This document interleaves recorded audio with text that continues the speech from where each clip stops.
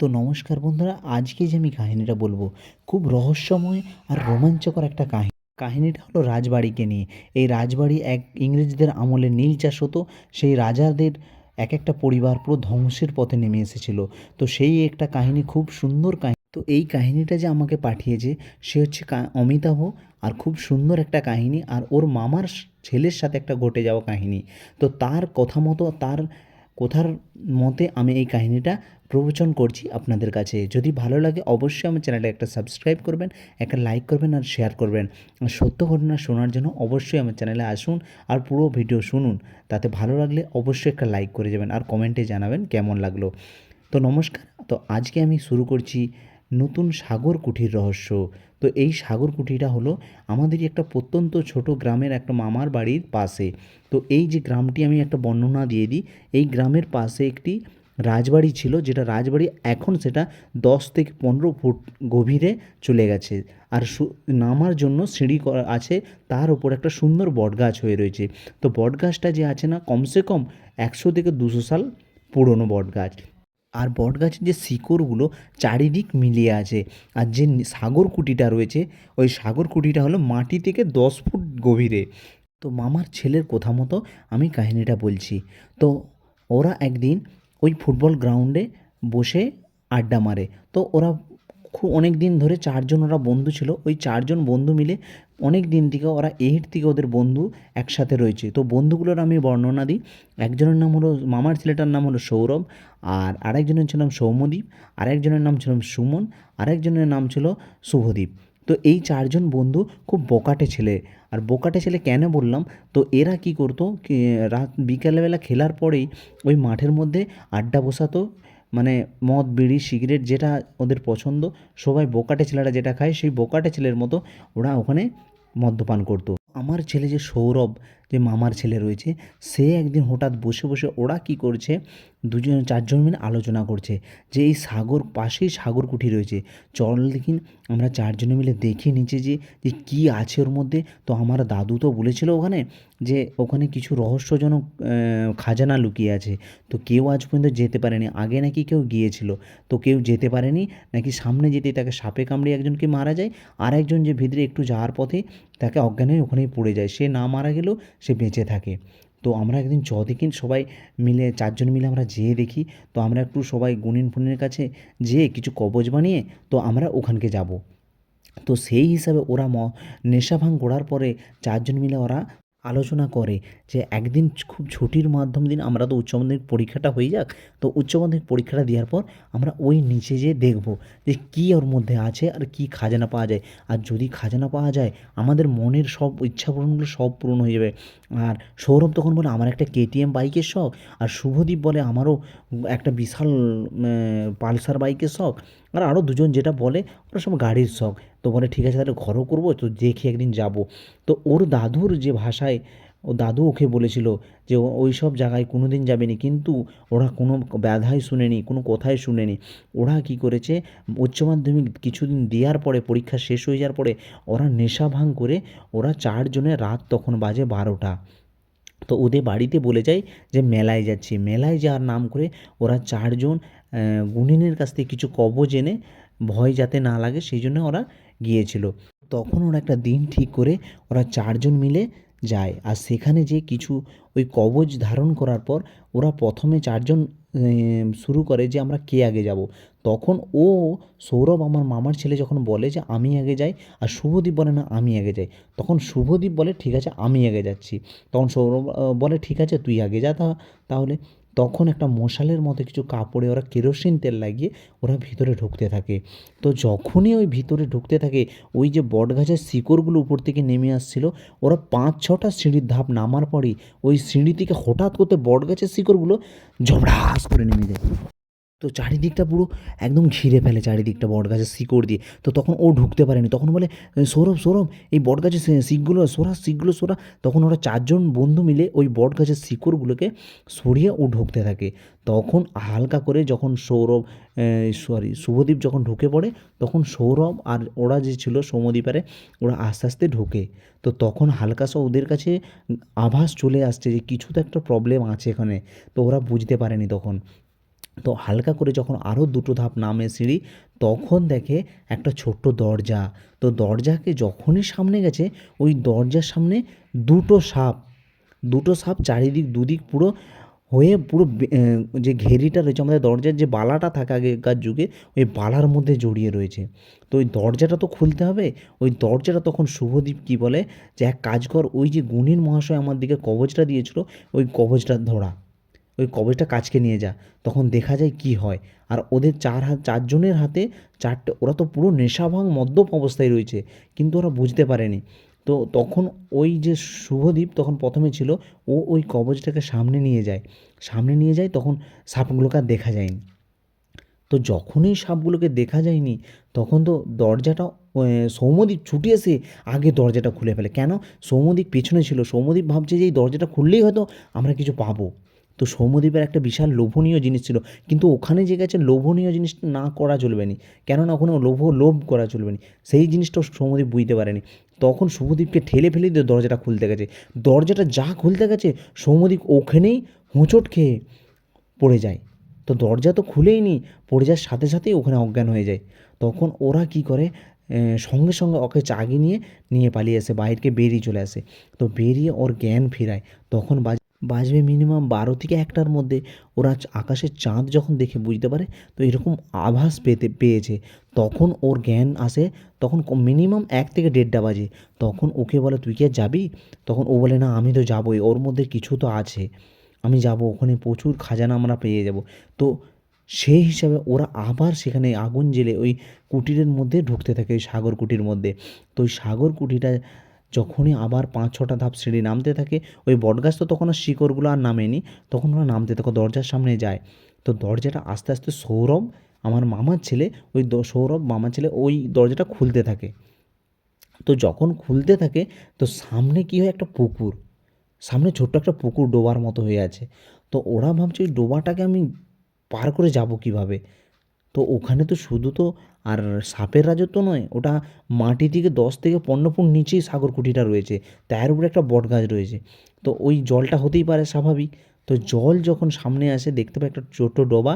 ওই ডোবাতে নামতে যাবে, পা দিয়েছে, তখনই একটা আস্থারণ আলো ছায়ার মতো আগুন পুরো গোটা ছায়ার হয়ে যায়, পুরো চারিদিকটা পুরো অন্ধকার হয়ে ধোঁয়াশা হয়ে যায়, পুরো হাতোহাতরা ওখানেই কিছু দেখতে পাইনি আর, চারিদিকটা পুরো ধোঁয়ায় ধোঁয়া। যখন ধোঁয়া ধোঁয়া দেখতে থাকে, তখন ওদের জ্ঞান শূন্য হয়ে যায়। আস্তে আস্তে জ্ঞান শূন্য হয়ে যায়, ধোঁয়াটা কাটতে থাকে। কাটার পর দেখে যে চারিদিকটা ফাঁকা। ফাঁকার পর ওদের যে কেরোসিনের যে সলতেটা নিয়ে গেছিলো, সেটা আবার জ্বলতে থাকে, আস্তে আস্তে ধিক ধিক করে জ্বলতে থাকে। তখন দেখে সামনে যে ডোবাটা বা সামনে পুকুরটা ছিল, সেই পুকুরটার কোনো চিহ্ন নেই, কোনো কিছু নেই। তখন আস্তে আস্তে নিচে ওরা নামতে থাকে, দেখে সিঁড়ি। তখন কিছুটা সিঁড়ি 6-7টা ধাপ আবার নামার পরে একটা ছোট মূর্তি বসে আছে। মূর্তি পিতলের মূর্তি, সেই পিতলের মূর্তিটাকে পার করে ওদের দিকে যেতে হবে। ওরা কিন্তু বেশি নামেনি এখনও, সামান্য 10 থেকে 12টা ধাপ নেমেছে, এত বিপদ। কিন্তু ওরা সে বুঝতে পারেনি যে সাগরকুটির রহস্যটা কী। সাগরকুটির রহস্য এটাই, কারণ দাদু যে, সৌরভের দাদু যে বলেছিল যে ওই কুটিতে নীল চাষ হতো, ওই নীল চাষ হতো বাইরে। তখন ওই নীল চাষ করতে করতে ইংরেজরা ওদের রাজাদের যত লোক ছিল সবাইকে গুলি করে মেরে ওই কুটির মধ্যে ঢুকিয়ে রেখে চলে যায়, খাজানা দেয়নি বলে। ওই রাজাকে খাজানা চেয়েছিল, খাজানা দেয়নি, আর নীল চাষ করেনি। তো সেই যে কথা শুনে ওই লোভে পড়ে ওরা গিয়েছে। তো ওই যে পিতলের মূর্তিটা বের ওরা মাঝখানে বলেছ দাদু কথা, যে পিতলের মূর্তিটাকে হাতে করে ধরলেই নাকি ওই দরজাটা খুলে যাবে সামনে। তো ওই পিতলের মূর্তিটা যখনই হাত দিতে যায়, তখনই ওরা ছিটকে চারিদিক পড়ে যায়, আর ওদের জ্ঞান শূন্য, মাথা বিহীন হয়ে যায়, যেন কিছু শরীরে নেই। হাতাহাতারা অজ্ঞান হয়ে যায় সেই মুহূর্তে। সেই মুহূর্তে অজ্ঞান হয়ে যায়, কিছু না বুঝতে পেরে ওরা কিছু জানেনি। তো সকাল হয়, সকাল হতে ওদের যখন জ্ঞান ফুটে, তখন ওরা দেখে যে সকাল হয়ে গেছে। তখন ওরা বাইরে চলে আসে। তো বাইরে চলে আসে, তো ওরা চারজন চুপি চুপি বাড়িতে চলে যায়। বাড়িতে সবাই চিল্লাচুট করে যে কোথায় ছিলি সারা রাত। তো ওরা বলে একজন বন্ধুর বাড়িতে ছিলাম, সেই জন্য আজকে ভালো লাগেনি, শুয়ে পড়ি। তো সবাই মিলে সকাল সকাল জাগে শুয়ে পড়ে ওরা। তো কেউ কিছু বুঝতে পারেনি।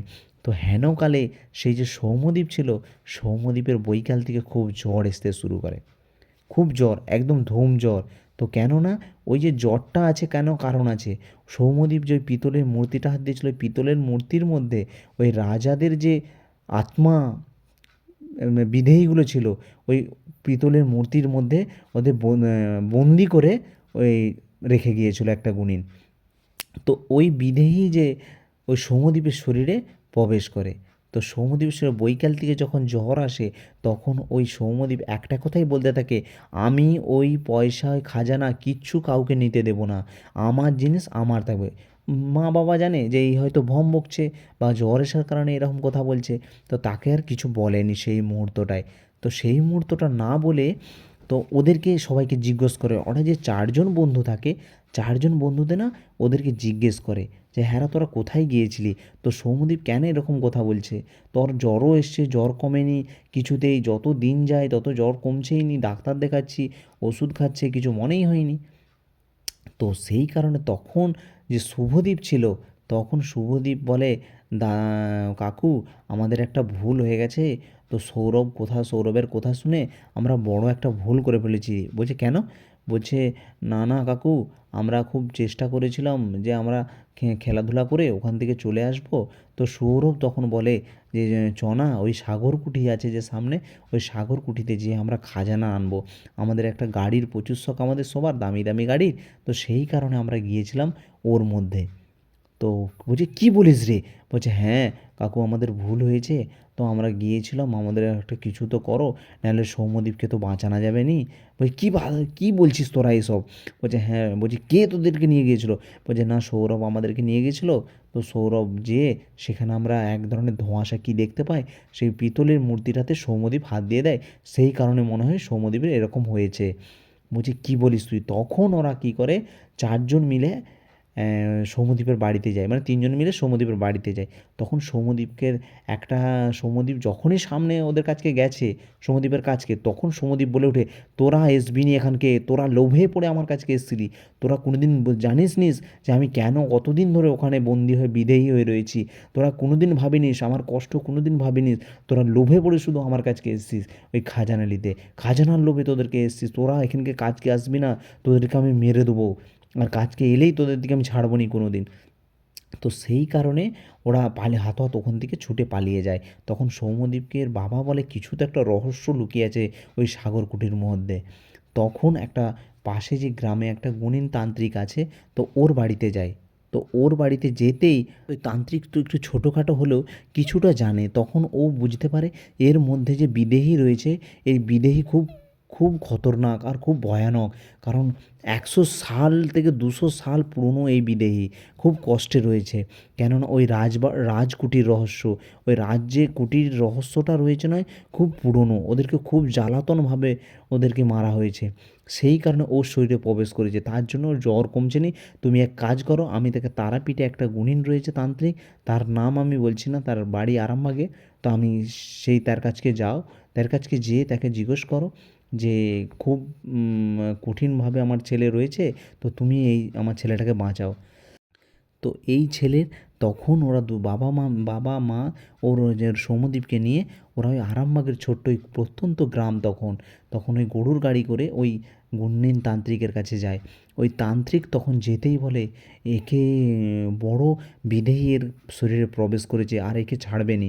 কেননা ওরা যেই লোভ হয়ে গিয়েছিল, এদের ভুল হয়েছে, ওরা যেতেই ওরা ভুল করেছে, কারণ ওরা যে সামনে দরজাটা খোলার চেষ্টা করেছে, সেটা দুটো নাগিনীর দরজা ছিল, ওই সাপ দুটোকে এরা মেরেছে, কারণ ওই সাপ দুটোর রখবালি ছিল ওই দরজার।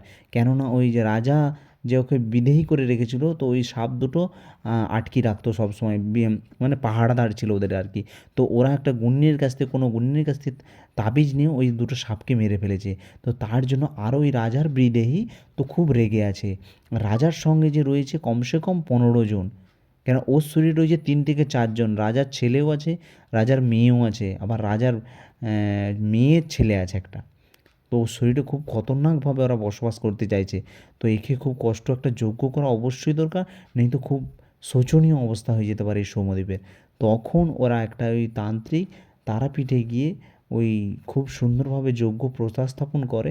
তো ওখানে তো যজ্ঞ হওয়ার পর ওখানে তো সৌম্যদীপের সেরকম কিছু বোঝা গেল না, বোঝা না যেতে ওকে তো ছেড়ে দিয়েছে, কিন্তু ছেড়ে দেওয়ার পরেও ওই যে সৌরভ ছিল, সৌরভকে রোজ রাতে স্বপ্নে দেখাতো, কারণ ওই বিদেহীটা তো যেখানে আটকানা ছিল, ওই বিদেহী তো ছাড়া পেয়েছে, বিদেহীদিকে তো ও গুণিন তো সৌম্যদীপের কাছ থেকে ছেড়ে দিয়েছে, অতটা সেরকম কিছু না, ওর সাথে কিছু ঝামেলা না করে তো ওর শরীর থেকে ছেড়ে দিয়েছে। কিন্তু ওই রোজ রাত হলে ওই সৌরভকে স্বপ্নে দেখাতো যে তুই যদি আসিস আমার কাছে চলে আয়, তো তোকে যত খাজানা আছে তোকে সব দিয়ে দেবো, ওই সাগরকুটির যত খাজানা আছে তো তোকে আমি দিয়ে দেবো। তো সেই সৌরভ এবার বারবার যখন রোজ দেখতে থাকে, তখন ওই সৌম্যদীপ যেখানে এই গুণিনটা গিয়েছিল ওই আরামবাগের প্রত্যন্ত তান্ত্রিকের কাছে, তখন সৌরভও যায় ওই বাবার সাথে, ওর সৌম্যদীপের বাবার সাথে। তখন ওকে একটা কবজ দেয়, তখন আর ওর সাথে কিছু হয়নি। তো ওই সাগরকুটিতে তখন ওই তান্ত্রিক বলে, সাগরকুটিকে তো আমাকে যেতেই হবে, তা না হলে এখানে যত ছেলে আছে, যত ছেলেরা এখানে খেলতে আসে, তো সবার শরীরে প্রবেশ করবে আর খুব ভয়ানক বিপদ ঘটাবে। তো তখন ওই তান্ত্রিক 4-5টা ছোটোখাটো শিষ্যকে নিয়ে ওই সাগরকুটির মধ্যে প্রবেশ করতে থাকে। তো ওই প্রবেশ যখন করতে থাকে, তখন ওই বটগাছের যে শিকগুলো ছিল অটোমেটিক পুরো চারিদিক দিয়ে ঘেরে দরজাটাকেই বন্ধ করে দেয়, অটোমেটিক। কীরকম ওই খাজানা বা ওই সাগরকুটির রহস্যটা দেখুন।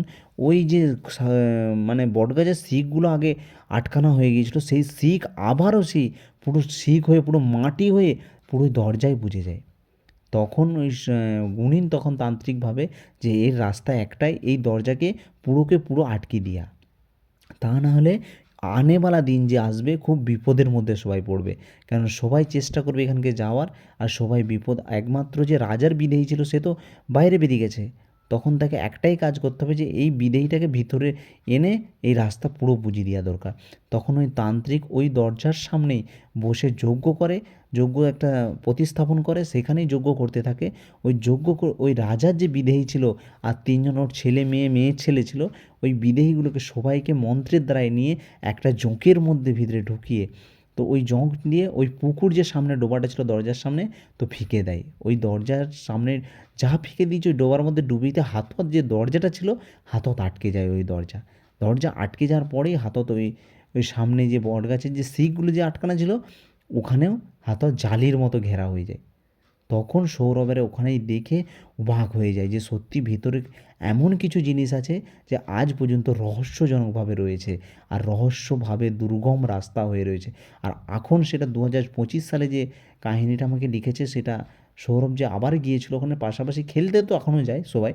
তো এখনও যে সামনে দেখে ওই দরজার সামনে বটগাছের শিক দিয়ে আটকানো আছে, আটকানো হয়ে যেমন একটা ছোট্ট দরজা লাগানো আছে, এমনভাবে রয়েছে মাটির ভাবে এমন ঘেরা রয়েছে, কিন্তু দরজা যে সিঁড়ি আছে, এখনও সিঁড়ি আছে। তো ওই জায়গাটা আমি প্রমাণ দিলাম। তো আপনারা যদি কেউ যান অবশ্যই যাবেন, যে দেখতে পারেন দূর থেকে, খুব সুন্দর একখানা জায়গা। উপরে বটগাছ আছে আর নিচে সাগরকুটির রহস্যটা আছে, আর সাগরকুটিটা রয়েছে। তো আপনাদের যদি কাহিনিটা ভালো লাগে অবশ্যই আমাকে কমেন্ট করে জানাবেন। আর সত্যি কথা বলতে আমি সৌরভের কথা মতো আপনাদের কাছে প্রতিস্থাপন করলাম। যদি ভালো লাগে একটা লাইক করবেন আর কমেন্ট করে জানাবেন কেমন লাগলো ভিডিও, তো আর কেমন লাগলো কাহিনিটা। আর যদি ভালো লেগে থাকে অবশ্যই কমেন্টে জানাবেন, আবার নতুন কোনো কাহিনি আপনাদের কাছে নিয়ে আসবো খুব সুন্দরভাবে প্রতিস্থাপন করার জন্য। আর সত্যি কথা বলতে আমি বাপনদাকে বলবো আরও সুন্দরভাবে কাহিনি এরকম আমি পাঠাবো। যদি ভালো লাগে পড়ে শোনাবে, আবার নতুনভাবে দেখা হবে আপনাদের সাথে। তো খুব সুন্দর একটা কাহিনি বললো, কি বলবো, অমিতাভ তোমার কাহিনিটা খুব সুন্দর আর খুব সুন্দরভাবে লেখা। তো চেষ্টা করবে আরও ভালো করে লেখার জন্য। আর আমার কাছে কাহিনি শেয়ার করার জন্য অবশ্যই আমার কমেন্ট বক্সে জানাবেন। আর আমি একটা লিঙ্ক দিয়ে রাখবো, আমাকে ইনবক্স করতে পারো, ইনবক্স করে আমাকে কাহিনি পাঠাতে পারো, আর সুন্দরভাবে প্রতিস্থাপন করে আপনাদের কাছে আমি শেয়ার করব। তো আজকে কাহিনিটা যদি ভালো লাগে থাকে অবশ্যই আপনারা লাইক করবেন, একটা শেয়ার করবেন। তো আজকের মতো নমস্কার, আবার দেখা হচ্ছে ভয়ের কাহিনী নিয়ে নতুন একটা কাহিনিতে। আবার শনিবার দেখা হচ্ছে আপনাদের সাথে। তো নমস্কার, ঠিক রাত 8:30টায়। আজকের মতো নমস্কার।